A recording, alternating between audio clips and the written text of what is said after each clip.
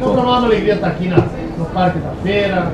Estava dizendo aqui para o Hélio primeiro, Celso, está muito bonita, muito bem organizada. Passei ali nos estantes das lojas em cima, aqui também. Lá na agricultura familiar, comprei uma graspa muito boa, feita aqui em Frederico, levar para casa, porque o cara com idade... Para remédio, né? Para remédio, para esquentar os pés de noite. Meu avô esfregava a garrafa na canela e tomava uns goles. De noite, para esquentar o... Certo. Sempre tinha motivo, quando era muito quente, tomava porque era quente. Frio para esfriar. Então aqui com o professor Paulinho, que está acompanhando a gente, filiado ao nosso partido. Estou muito feliz e orgulhoso, porque isso, a feira, faz com que possa divulgar o município. Está aqui a imprensa, as rádios, jornais, a televisão, principalmente a rádio, as rádios aqui instaladas, vocês sempre trabalharam em conjunto, quebra aquela questão do gueto do dia a dia, vem para cá porque a missão é divulgar um ato regional. Então, meus parabéns para os expositores, os visitantes, aqueles que vêm aqui para visitar, mas quem vem para comprar, quem vem para o show. E assim, quem vem para o show, vão embora tranquilo, porque as notícias também não são boas de quem vieram aqui ontem à noite, mas isso é coisa da vida, né? Vamos deixar para lá, vamos falar de coisa boa e também falar da política. Não tem como nós não falar daqui num ato que é organizado pelo poder produtivo, mas também o poder produtivo, se as políticas não ir bem, o poder produtivo também não vai bem.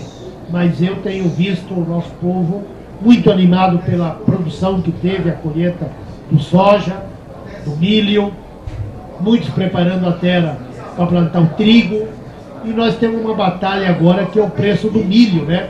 Nós estávamos falando ali em Pinhal, que tinha a festa da Creluz, 50 anos de Creluz e 28 anos de emancipação política de Pinhal.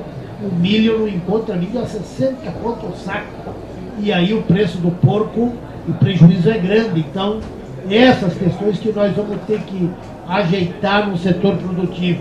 Eu acho que nós tivemos uma safra excelente de soja, o produtor se investiu muito na produção, mas nós também não podemos deixar de produzir milho, porque o milho é um produto que nós consumimos na região. Agregado. Né? Agregado, consumimos aqui. E agora estou pensando em levar milho da Argentina para o Brasil, ou buscar em Tocantins, Goiás, Mato Grosso, para nós tratar os nossos animais aqui e tentar minimizar os prejuízos. E espero também que o governo Sartori faça igual o Tarso Geiro fez. O governador Tarso Geiro, na época da crise da silvicultura, anistiou, subsidiou pelo ICMS.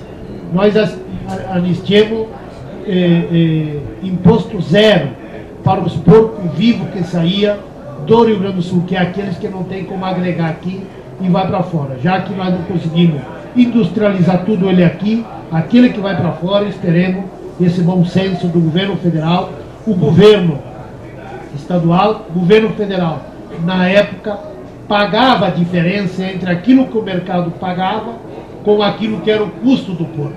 Me lembro muito bem que um dia desses, o nosso sempre ministro e deputado Mendes Ribeiro Filho, que foi um grande político, eu tinha uma boa relação com ele, ele me disse: olha, Marco, nós tomamos esta posição, e eu respondi para ele: olha, tem que cuidar para que os caras não engordam o porco agora a 150 quilos, nós temos que botar um limite do tamanho do porco para que quem tem em casa possa liberar para os frigoríficos, e política que os produtores na época solicitaram. E eu acho que isso também o ministro da Agricultura deveria tomar posição para que nós não perdemos no futuro. Nós temos aqui na região 3 grandes focos de criação de porco, que aqui é a Mabela, é o frigorífico de Seberi, Alabema.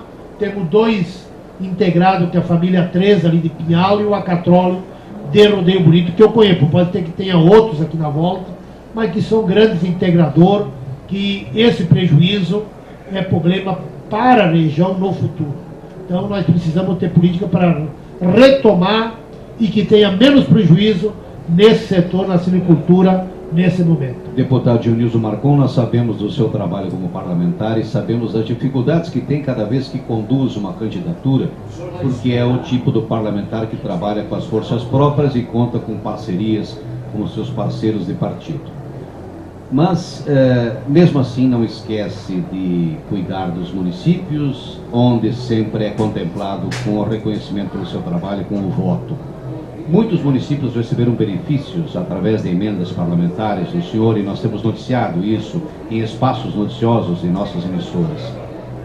Os municípios podem contar com o seu apoio e têm tido a liberação de recursos, embora agora com a mudança, momentaneamente, de condução do governo federal? Hélio, tu me conhece, o Celso também, agradecer aqui a Rádio Marabá, Luz e Alegria, pela cobertura que sempre nos deu, tanto quando liberação de recursos ou opinião política. Eu também sou um político massacrado na peleia da luta pela terra e tenho minhas opiniões políticas. E a questão dos recursos que nós liberemos aqui na região, muito deles de emenda e muito deles programação. Aquela questão da água que foi Iraí foi beneficiado, Iraí, Seberi, Palmitinho, Pinheirinho do Vale, Ametista, vários municípios aqui na região foram beneficiados, não foi recurso de emenda, foi recurso que nós mesmos fomos lá no Ministério do Desenvolvimento Social, que quem executou foi o Ministério Agrário, e dissemos: nós queremos um programa assim, poços artesianos, bomba, reservatório, encanamento para os nossos agricultores. Então, tem questões que não é nem emenda. E eu tenho o meu jeito, eu tenho dito aqui debaixo primeiro. É uma ação política. Uma ação política, porque é esses que precisam do político. Porque tu fazer um mandato voltado para aqueles que não precisam é coisa boa. É só festa e alegria. Mas fazer para aqueles que precisam é muito mais difícil. Por isso que muitos não veem o Marcon na TV Câmara. Eu sou cobrado inclusive pela minha mãe, diz: ó, meu filho, eu vejo os outros na TV Câmara e tu não aparece para falar na tribuna. Diz: olha, minha mãe, ou eu vou tocar as pautas dos pobres, dos pequenos, daqueles que mais precisam, ou eu fico 3 ou 4 horas sentado numa cadeira para ser chamado para falar. Eu gostaria muito de fazer isso, mas eu prefiro tocar as pautas do nosso povo. E eu tenho dito aqui primeiro para o deputado, assessoria do deputado PMDB que estava aqui, o Vomir Zanquim, que eu ajudei, votei 4 vezes na chapa do Michel Temer. No primeiro turno em 2010, no segundo turno, agora no primeiro e segundo turno. E eu não estou no governo, mas eu quero que eles me respeitem. Vou tocar as pautas na hora que eu entender que tem que ser colocado, a pauta da saúde, a pauta da educação e principalmente a pauta da agricultura.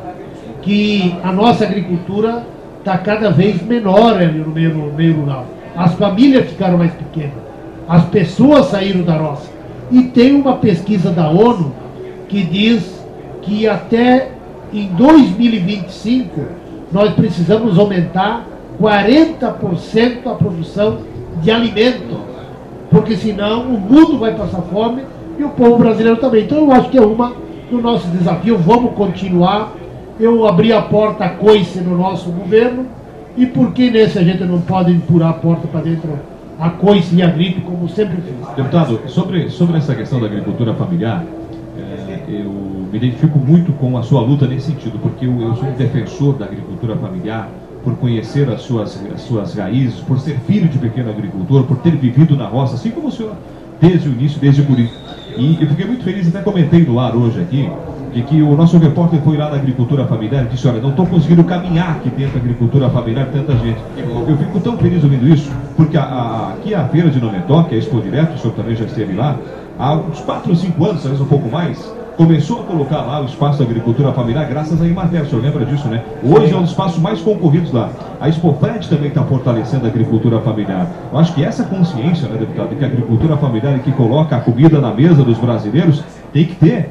E eu me preocupo ao ver esse governo atual talvez não tendo a mesma atenção com a agricultura familiar. Eu acho que é preciso que o senhor, como deputado, seja muito atento a essas questões também, né? Então, Celso, semana passada, na Comissão da Agricultura, quando o deputado Afonso Oranza, aqui do Rio Grande do Sul, fez um requerimento para convidar o ministro da Agricultura para vir na Comissão da Agricultura da Câmara Federal. E eu disse, eu quero destacar o ponto 2. Em primeiro lugar, quero dizer que eu vou votar favorável para o ministro vir à Comissão da Agricultura. Lamento que o governo interino, Michel Temer, tem terminado com o Ministério do Desenvolvimento Agrário. O Ministério do Desenvolvimento Agrário, Hélio, foi construído no tempo do Fernando Henrique Cardoso, que foi uma briga da CONTAG, da Via Campesina e da FETRAF, porque lá a agricultura familiar se via representada. E nós avançamos muito nesses últimos anos, do Lula, da Dilma, com vários programas, e esse programa que está aqui no Galpão da Agricultura Familiar, tu colocou muito bem, e eu sei o que é isso, porque eu saí hoje de manhã do assentamento onde eu moro, pulei da cama às 5 horas, para 6 horas e até às 3h36, onde tem o posto de combustível que nós se ajuntemos para vir no roteiro. Então eu sou um agricultor, moro no assentamento, temos produção de leite, porco, ganhamos porco lá, tem um abatedor, temos construindo um frigorífico para agregar valor e o arroz orgânico, sem adubo químico e sem veneno. Então essa questão de agregar valor, e aqui o Galpão da Agricultura é esse retrato. Tem várias agroindústrias aqui da região, de Frederico, da Serra, erva mate, assim por diante, tem vários produtos. Então essa questão da agricultura, o que o atual governo fez foi um crime. Foi um crime, não tem explicação. A agricultura familiar não tem que ser tratado como LDA, assistente social. A agricultura familiar tem que ser tratada com estrutura. Bom, falta água. Uma atenção especial. Falta água, é água que nós temos que botar. Falta, tem família que quer industrializar o seu produto, é isso que tem que fazer.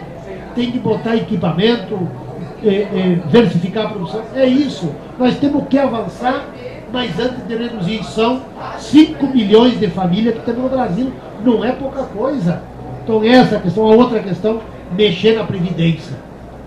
Isso é um crime que eles estão fazendo, dizendo que o trabalhador tem que trabalhar até 75 anos de idade.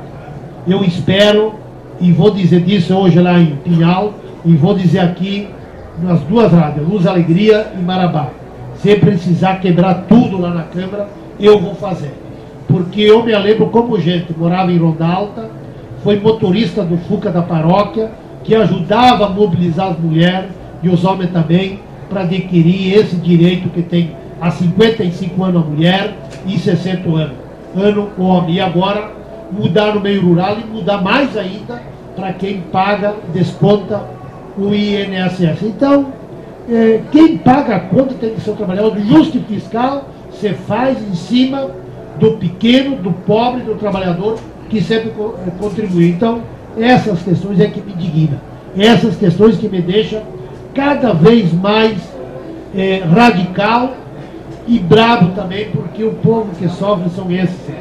Quantos trabalhadores que pagam para depois, nos últimos anos de vida, ter uma vida sem trabalhar, mas tem uma reserva que é esse direito que é a aposentadoria. Então, eu espero que tanto o MDA, como o Ministério da Previdência, o Ministério dos Direitos Humanos e as questões tanto da saúde, da educação e da Previdência não sejam mexidos, e espero também que a comunidade se mobilize. E mobilizar não é pecado. Nós fomos governo. Meu partido foi governo aqui no estado do Rio Grande do Sul com o Tarso Genro. Eu sempre fui o fomentador que aonde as pautas não avançavam tinha que se mobilizar. No governo federal eu sempre participei das mobilizações. No meu município onde eu moro, a prefeita foi minha assessora quando era deputada estadual. E várias vezes acontece mobilização e eu respondo para aqueles da prefeitura e digo, essa é coisa nossa. E nós temos que saber lidar com o povo que reivindica as suas pautas. Estamos conversando com o deputado Dionilson Marcon, do Partido dos Trabalhadores, deputado federal. Deputado, a gente tem um tempo exíguo aqui, uma pauta enorme e nós temos que seguir. Mas poderíamos conversar por muito tempo com o senhor pelo assunto que sempre aborda em todas as vezes que nós conversamos. Para concluirmos sua participação, deputado Dionilson Marcon, O senhor, um parlamentar que vem nos visitar aqui. Ontem tivemos a presença do governador, presidente da Assembleia, a deputada Silvana, e deputado federal, o senhor é o primeiro que nos dá o privilégio de vir até a Expofred. Muito obrigado pela sua presença. Eu agradeço a você, Hélio, Celso, dizer que me colocaram na oposição lá em Brasília.